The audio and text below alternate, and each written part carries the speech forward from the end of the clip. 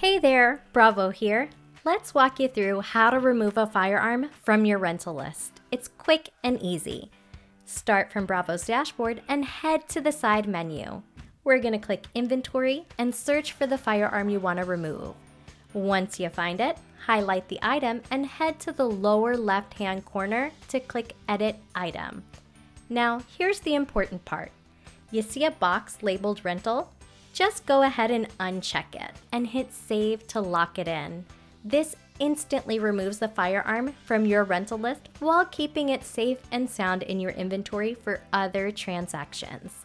That's it! Today we showed you how to remove a rental firearm in just a few clicks. If you have any questions, check out our Solution Center, ask our AI chat Judy, or give us a call at 888-407-6287. Thanks and have a great day.